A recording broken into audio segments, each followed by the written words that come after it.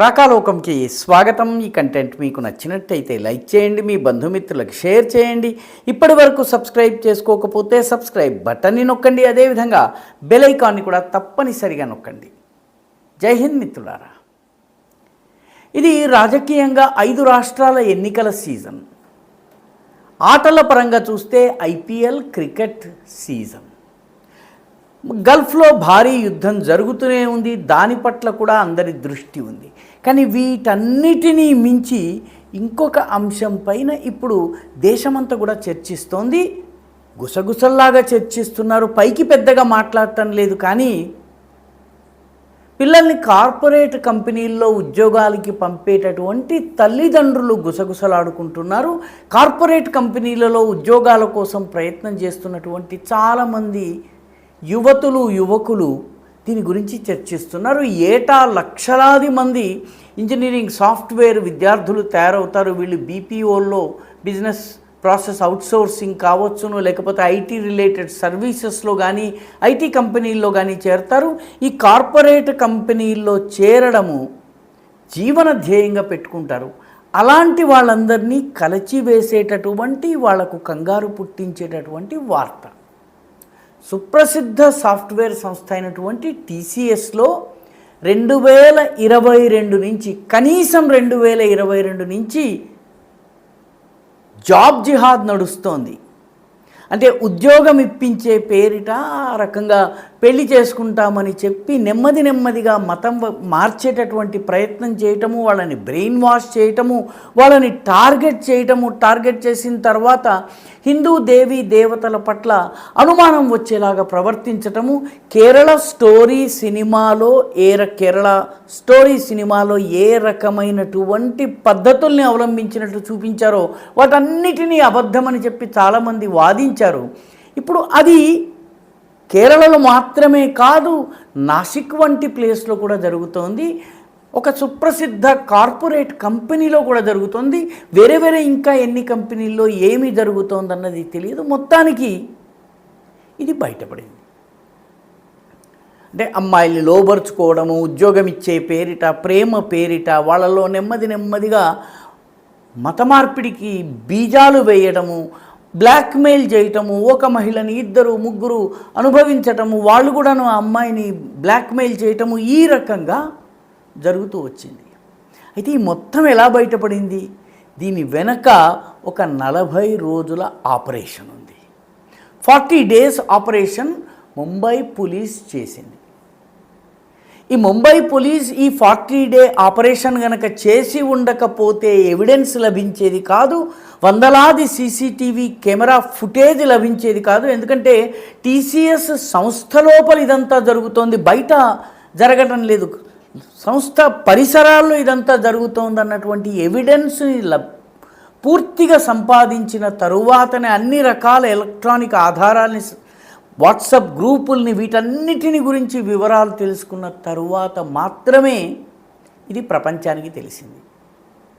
వాస్తవానికి ఒక అమ్మాయి ఇంజనీరింగ్ పాస్ కాగానే ఆమె సీనియర్ ఆమెని పిలిచి జాబ్ ఇప్పించాడు. జాబ్ ఇప్పించిన తర్వాత సాఫ్ట్వేర్ కంపెనీలో జాబ్ అంటే అందరికీ కోరిక కాబట్టి ఆ అమ్మాయి చేరిపోయింది. చేరిన తరువాత నుంచి నెమ్మదిగా అమ్మాయిని లైంగికంగా దురుపయోగం చేయటము, ఆమె పైన అత్యాచారం చేయటము, ఆ విషయం తెలిసినటువంటి ఇంకొకడు కూడా అత్యాచారం చేయటము, వీళ్ళందరూ వాట్సాప్ గ్రూప్ ఫార్మ్ చేసుకుని ఇటువంటి బలహీనమైనటువంటి అమ్మాయిల్ని, మానసికంగా బలహీనమైనటువంటి అమ్మాయిల్ని టార్గెట్ చేయటం.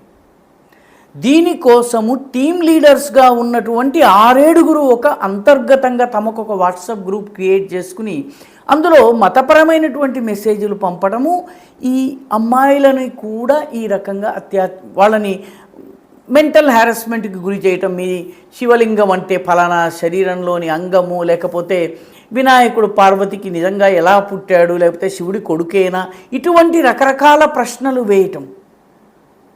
కృష్ణుడు వుమనైజర్, ఎందుకంటే అమ్మాయిలతో తిరిగేవాడు, ఈ రకమైనటువంటి అనేక విషయాలు మాట్లాడుతూ వాళ్ళు అమ్మాయిల్ని మైండ్ని నెమ్మదిగా మార్చడం మొదలుపెట్టారు. ఒక అమ్మాయి నెమ్మదిగా ఆమె ప్రవర్తన మారింది. రంజాన్ నెలలో రోజా పాటించేది. ఇవన్నీ చూసి తల్లిదండ్రుల అమ్మాయితో నెమ్మదిగా మాట్లాడటం మొదలు పెడితే ఆ అమ్మాయి సాఫ్ట్వేర్ ఎంప్లాయీ, కానీ కొద్దిగా ఇస్లాం వైపు మొగ్గు చూపుతున్నట్టుగా కనిపించింది. అంతలోపల మొత్తము కథను మార్చింది ఏంటంటే, మెహరీన్ అనేటటువంటి ఒక యువతి ఈ అమ్మాయికి ఫోన్ చేసింది. ఫోన్ చేసి, నువ్వు ఎవరితోటైతే తిరుగుతున్నావో అతని భార్యను నేను, నాకు 2 పిల్లలు ఉన్నారు అని చెప్పింది. అప్పుడు ఈ అమ్మాయి అతన్ని నిలదీసేసరికి అతను రెచ్చిపోవడం మొదలుపెట్టాడు. భౌతికమైనటువంటి రకరకాల ప్రక్రియల్లో వేధింపులు ప్రారంభమైనాయి. దీంతో ఈ అమ్మాయి పోలీసుల్ని ఆశ్రయించింది, తల్లిదండ్రుల సహాయంతో పోలీసుల్ని ఆశ్రయించింది. అయితే అంత పెద్ద కార్పొరేట్ కంపెనీలో ఈ రకమైనటువంటి వ్యవహారం జరుగుతోందని ప్రూవ్ చేయడం కష్టం కాబట్టి ముంబై పోలీస్, మహారాష్ట్ర పోలీస్ ఒక డికాయ్ ఆపరేషన్ని నిర్వహించింది. ఆపరేషన్ నిర్వహించడం అంటే ఒక 7-8 మంది మహిళా పోలీస్ అధికారుల్ని సాఫ్ట్వేర్ ఎంప్లాయీస్గా వాళ్ళని ప్రొజెక్ట్ చేస్తూ, సాఫ్ట్వేర్ ఉద్యోగాలు కోరుకుంటున్నటువంటి యువతులుగా ప్రొజెక్ట్ చేసి వాళ్ళు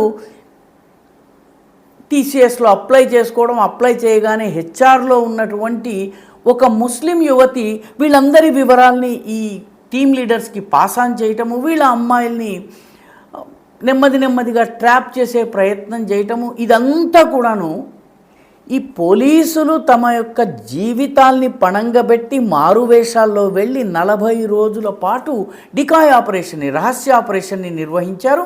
అప్పుడు కానీ ఈ టీమ్ లీడ్స్ చేస్తున్నటువంటి పని ఏమిటి, వాళ్ళు ఏ రకంగా మత మార్పిడులు చేస్తున్నారు, హిందూ యువతుల్ని ఏ రకంగా టార్గెట్ చేస్తున్నారు, దీనికి కావలసినటువంటి పూర్తి ఎవిడెన్స్ రాలేదు. ఈ మొత్తము దాదాపు 40 రోజులుగా ఎవిడెన్స్ కలెక్ట్ చేసిన తరువాత మాత్రమే ముంబై పోలీసులు ఈ అమ్మాయి కంప్లైంట్ని తీసుకుని వచ్చి వీళ్ళని అరెస్ట్ చేశారు. అరెస్ట్ చేసినటువంటి వ్యక్తుల్లో ఒకతని పేరు దానిష్, ఒకతని పేరు ఆసిఫ్ అన్సారీ, ఒకరి పేరు షఫీ షేక్, ఒకడు షారుఖ్ ఖురేషి, ఒకడు రెజా మెమన్, ఒకడు తౌసీఫ్ అత్తర్. నిడా ఖాన్ అనేటటువంటి హెచ్ఆర్లో పనిచేసే మహిళ కూడాను ఈ మొత్తము గ్రూప్ని ఫెసిలిటేట్ చేసింది.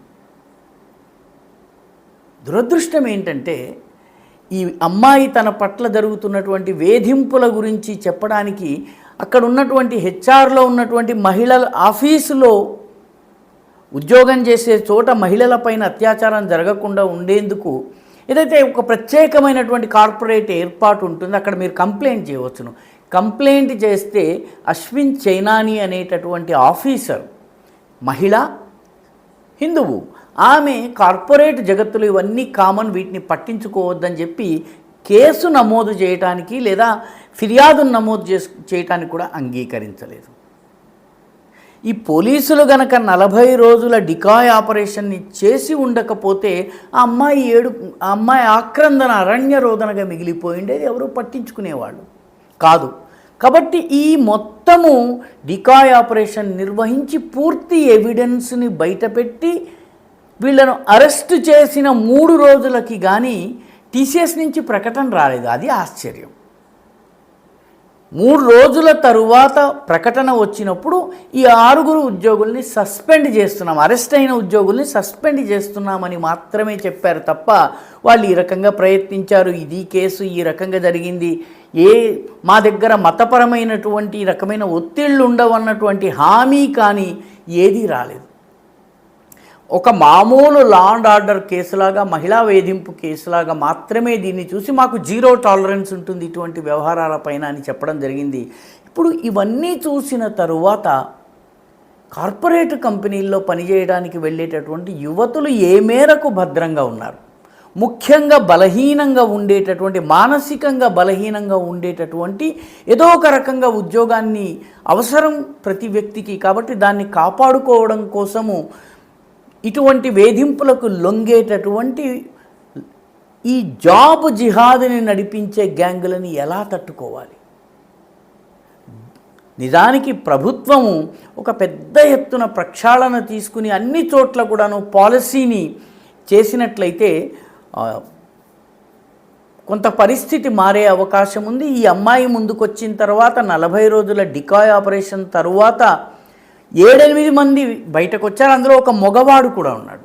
అతను తాను హిందువుగా ఉన్న కారణంగానే తనకి ప్రమోషనల్ ఎవెన్యూస్ రాకుండా చేశారు, తనని వేధించారు ఈ టీమ్ లీడ్స్ అని చెప్పి అతను కూడా బయటకు వచ్చాడు. ఇది ఒక కార్పొరేట్ సంస్థ కథ. ఇప్పుడు మిగతా కార్పొరేట్ సంస్థల్లో కూడా ఈ రకంగా ఉన్నట్లయితే బయటకు రావాల్సి ఉంటుంది, పోలీసుల్ని అప్రోచ్ కావలసి ఉంటుంది, ఒక ప్రక్షాళన జరగవలసిన అవసరం ఉంది. ఎందుకంటే వృత్తిపరమైనటువంటి ప్రదేశాల్లో, ఉద్యోగం చేసే ప్రదేశాల్లో మత ప్రస్తావన ఉండకూడదు. అది సెక్యులర్ స్పేస్, అక్కడ మతం ప్రస్తావన ఉండడానికి వీల్లేదు.